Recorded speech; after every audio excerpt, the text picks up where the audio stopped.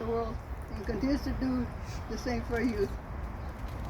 Mr. Holyfield has been active member of the World Boxing Council CARES for the last 10 years. He visits hospitals, centers for neurodiverse youngsters, gyms, and travels internationally to reach our youth. He never tires as he shares his own challenge growing up in a tough neighborhood with strict and loving mothers and passing along his stories to us by soul. He also was telling his mother told him, you can do it. And he did. His name is synonymous with greatness. His story resonates deeply with all who have witnessed his extraordinary feats, both inside and outside the ring. Without further ado, listeners extend a warm welcome to the iconic EVANDER HOLYFIELD.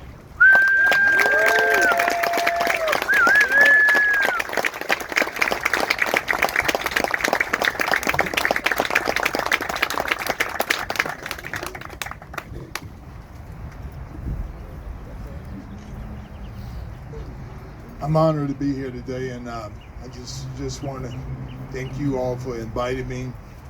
But how things started for me is like I started the boys club at the age of 8 years old, and just coming off the football field, and I seen somebody hitting the bat, and so I went up there and I asked the boxing coach, "Can I come in and hit the bat?"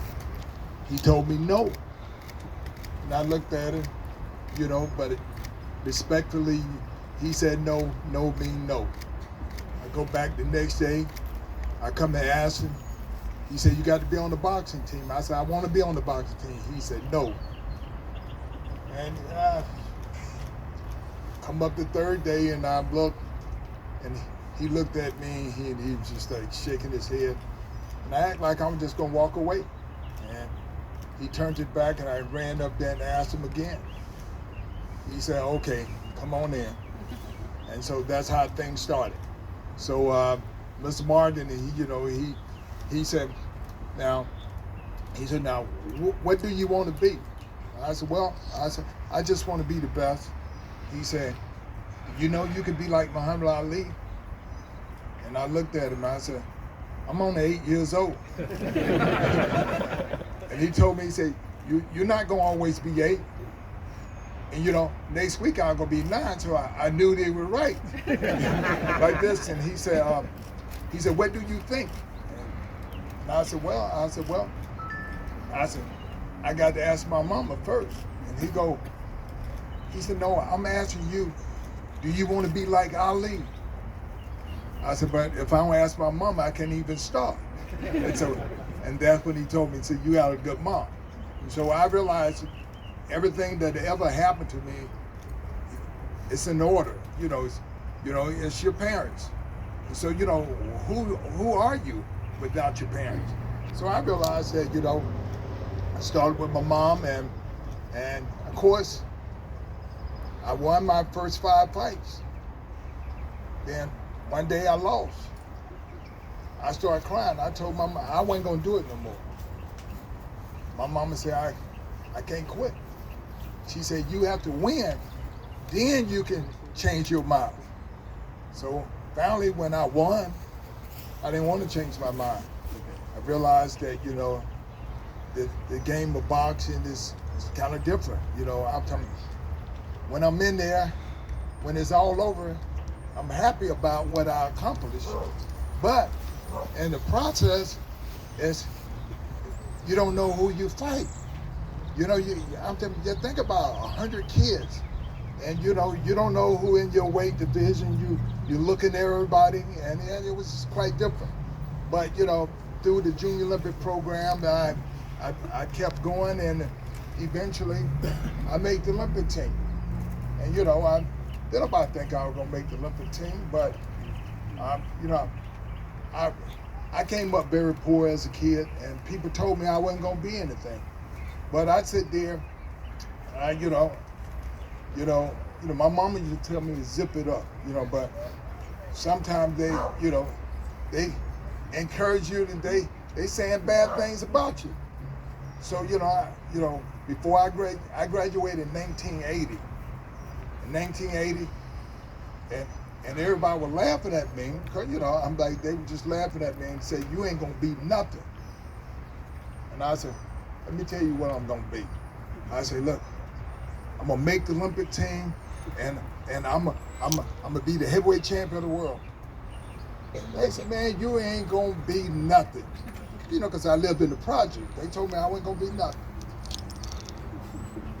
I made the Pan American team first, which is second to the Olympics. Then I made the Olympic team. Then when I became the heavyweight champion of the world, it was the 10-year class reunion. So everybody who told me that I wasn't gonna be nothing, I'm walking in school as the heavyweight champion of the world. And like that, so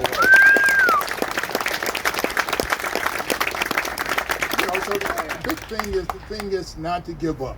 Not to give up, and that's what my mama whole process is. Son, you know, everything ain't gonna go your way. Just don't quit. And so, you know, I fought a lot of good fighters. And everybody was good. But my mama told me about the respect that you have for other people. You know, if I beat you, I'm not gonna say you're a bum, because that's saying I'm a bum too. I beat a bum. You know, so it's about respect. And so in the respect and stuff, I think that, you know, the big thing that thrilled me about boxing is that, you know, my mom said, do unto others as you want them to do unto you. So the whole big thing is to respect people. She said, why would you want to bring yourself down by talking about how you beat the daylights out of somebody, you acting like they not good? And so the fact of the matter, you know, because I had a lot of people talked about, you know, how I carried myself. And I was telling people, it's my mama. I said, my mama wanted me to be better than she was. I'm saying, you know, if you make mistakes, so I tell my kids I want them to be better than me. I don't want you to make the mistakes I made. I wasn't very good, because my mom didn't read. My mom didn't read in school, and so my mama, 6th grade education, but my mama wanted me to be better than her. So I tell all my kids, I want you to be better than me. I made sure all of them got a good education. They're gonna talk properly, and they're gonna do things that I wasn't able to do. Like I tell everybody, I said, you know, couldn't nobody outcook my mom. I said, you know, me better than my mom is something, but you ain't no beater and cooking. This is what it was. And I tell my kids, myself, I said, look, hey, I'm 4-time heavyweight champion of the world. I said, I did all these things and stuff. I said, but hey, y'all are smarter than me. Y'all doing things that I didn't get a chance to do. I said, look, you already got me.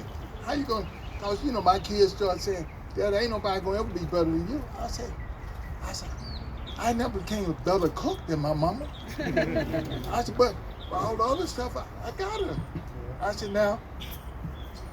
said, in boxing, you probably ain't gonna never become better than me in boxing, but and all these other things you could do. I said, now I'm gonna be happy about that. And so you know, the art of life is to give your best, and like this, and my whole thing is, it's about the kids. It's about telling them the things that you messed up. You don't want them to mess up that. And so I'm happy and I'm honored, and going to the boys club gave me that opportunity to really respect people properly. Because the point of the matter, when you come up, you find out that you're no better than nobody else, you know. But you took a chance. You took a chance to be better.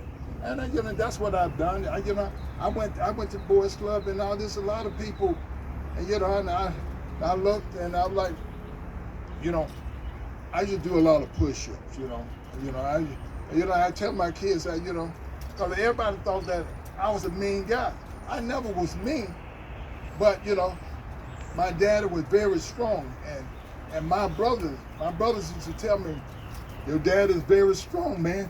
You don't even know how strong you are. So I just did push-ups. And so if you were stronger than somebody and doing the arm wrestling, then nobody want to fight you. So I never got in this fight. I ain't getting in no fight. Like everybody said, you must have been a mean guy. And I said, no.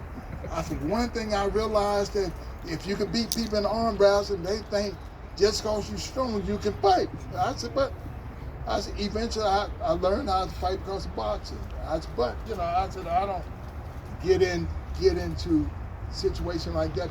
The point of the matter, but I'm so glad that I went to a boys club that gave me an opportunity to see that, you know, we all do well in things and we fall short in things. But it's not to be bragging and not being boastful about you could do something somebody else can't do, because what make the world go round is people doing different things. And so, you know, I'm honored to be the 4-time heavyweight champion of the world. Thank you very much.